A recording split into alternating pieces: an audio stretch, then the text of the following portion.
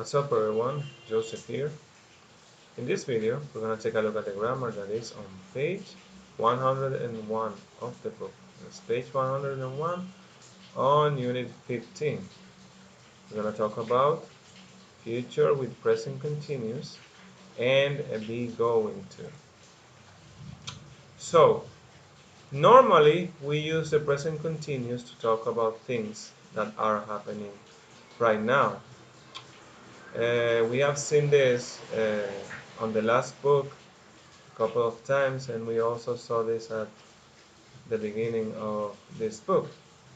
It's present continuous. We normally use it for things that are happening right now. I am speaking right now, for example. Right now I am speaking. They are listening to this video.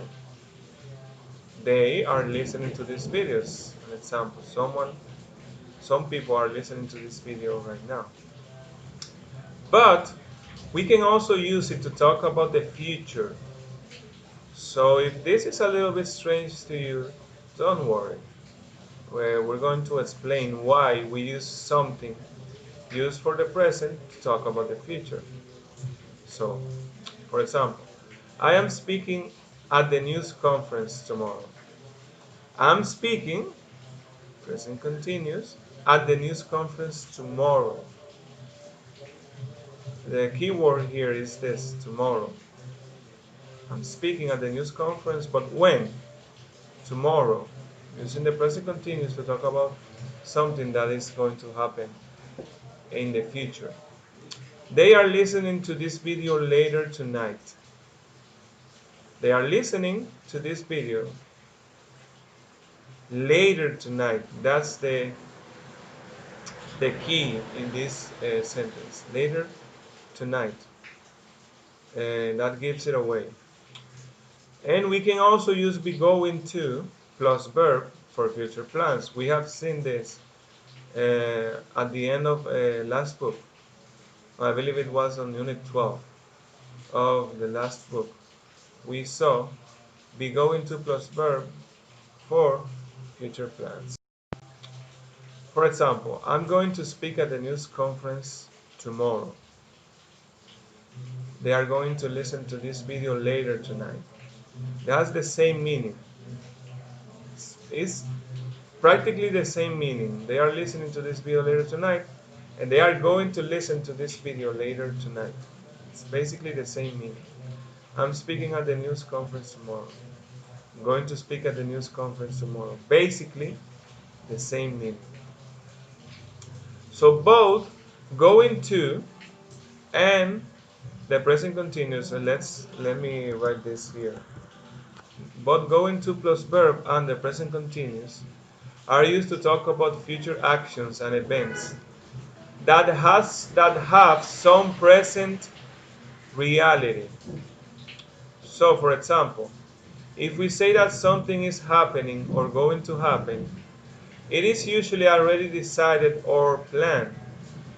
That is why we use the present continuous, because it is already planned. Even though it's going to happen in the future, the key is that it's planned right now. So that is the difference between will and going to, or using the present continuous. Will refers to something that is not planned, that we might do, that we are thinking of doing, but it's not planned. With going to and the present continuous, the things that we mentioned are planned. So that's the key with the present continuous and going to for future plans. The present continuous tense is mainly used to talk about personal arrangements and fits plans, plans that we believe are not going to change. Be going to can also be used to express the same idea. However, it puts an extra emphasis on the idea of intention. Be going to puts more emphasis on the idea. What is going to be done? and the present continuous is the arrangement, the plans, but they basically mean the same thing. Both sentences basically mean the both things. So don't stress about this right now. I am going to get a new job soon. It means I intend to get a job. It is my intention to get a job. It is my plan to get a job. I am getting a new job next week. You say this because it is already decided and it's arranged. Here the focus is on the arrangement. The focus is on you're getting a new job next week, that you know it's going to happen. You know it is a reality. This is not yet a reality, but you already planned it. But like I said before, do not worry, do not stress about this, because they basically mean the same thing. People are not going to pay attention to these rules. Well, at least not now. So do not worry about this. They both mean that you have plans for the future. Another factor when forming present continuous or begoing two sentences is that we're using time expressions like tonight, tomorrow, next week, next year, on Friday, this weekend, or soon. For example, I'm playing video games tonight. I'm going to play video games tonight. They both have the same meaning, and they both have these time phrases. But remember, we can also make sentences without using time expressions. For example, we are going to get new windows. We are going to get new windows. We don't mention when, we don't mention the time. There's no use of time expressions. And we are getting new windows. We are getting new windows. Not, we don't say when, but we know we are talking in the future, because we are getting sometimes. We are not getting them now, we're getting them soon. So, and you might be thinking, well, how do we know if we are talking in the present, the present continuous, or we are using it to refer to something in the future? Well, with these sentences are used in situations when we can infer the intentions and the tense by context. And we are not going to focus on these types of sentences in this unit, so don't worry about this. In this unit, we are going to focus on sentences that have uh, time phrases, time expressions, like tonight or tomorrow or soon. We are going to use these sentences on this unit and on this book. But I wanted you to know this because you might see this somewhere else. You might see this on movies or speaking with a native speaker. But we're not going to focus on this right now, so don't worry. We're going to use time expressions for now. But also have this present. Also, always have this in mind. We can make sentences referring to the future using the present continuous and be going to without using time expressions. So let's continue. The structure for affirmative statements with the present continuous. What is the structure? Subject. We know this structure. We have seen this like 3 or 4 times. For affirmative statement with present continuous, subject, the verb be as the auxiliary, the verb plus ing plus the complement. We are taking classes next week. The subject, the verb be, that's the auxiliary, the gerund of the verb, and the complement. Classes next week. Rosanji is buying food later today. Is buying food later today. The same structure. Structure for negative statements. Subject, the verb be not, the verb plus ing plus the complement. They are not traveling in the last bus tonight. They, subject, verb be, not, the gerund, verb ing, and the complement. The last bus, tonight. Tonight, today, next week.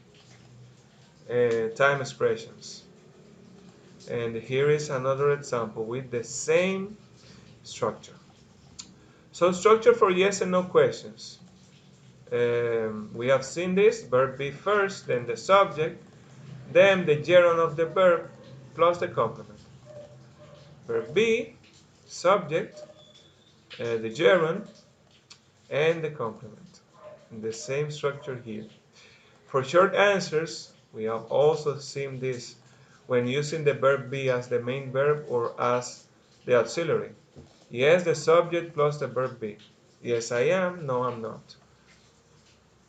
I'm not going to take more time because we have seen this in a lot of times.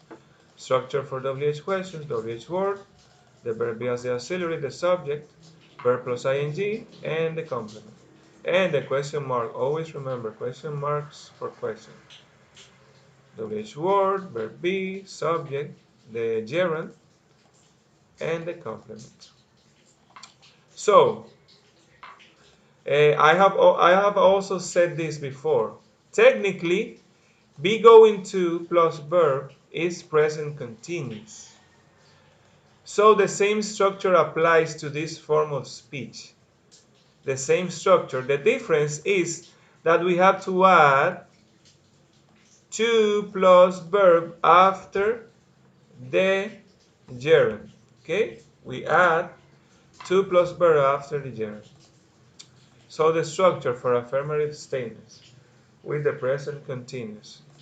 Subject, the verb be, verb plus ing, plus the to plus verb, which is the same as the infinitive. We have to use the infinitive in this case. Plus the complement. Subject, we are, the verb be, going, in this case, is the verb go and ing. That's why it's technically present continuous, because go plus ing, that's the same structure, and then plus 2 plus the infinitive to take classes next week. Here is as we are using the same sentences as up here. Here, you see, it has the same meaning, but here we're using the present continuous, the normal present continuous, and here we are using be going to. Structure for negative statements: subject, verb be, not, verb plus ing, plus to, plus verb, plus complement. They are not going to travel in the last bus. The same structure, subject, verb be, not, the verb plus ing and the infinitive to travel, and the complement. Same structure here. Structure for yes or no questions, the same. The same as up here. The same as this one. But adding the infinitive, to plus verb. Are we going to watch the speech tonight? Verb be, subject, the verb plus ing, the infinitive, and the complement. And the same short answers as with the normal form. We are going to answer the same way. So we are using this structure. Yes, subject, verb be. Or for the negative, no, subject, and verb be plus not. It's the same short answers with the normal form. And the structure for WH questions. WH word, verb be, subject, verb ing. Oh, I missed this one. Plus 2 plus the verb plus the complement. So the infinitive plus the complement. Uh, where are you going to stay when you arrive at Santiago? WH word, verb be, the subject, Go, verb, ing, the ing to form the gerund, the infinitive here, and the complement. What are you going to meet tonight? The same thing. Well, notice here that I'm not using a time expression. Why? Because by saying this, when you arrive, at the moment you arrive, I'm saying that the person is not going to do that now. It's going to be when he arrives, when the person arrives in Santiago in the future. So, as I said before, we don't have to use time expressions. Sometimes we know that is we're talking about the future because of the context, like here. So this is the end of the video. I will see you on the next one.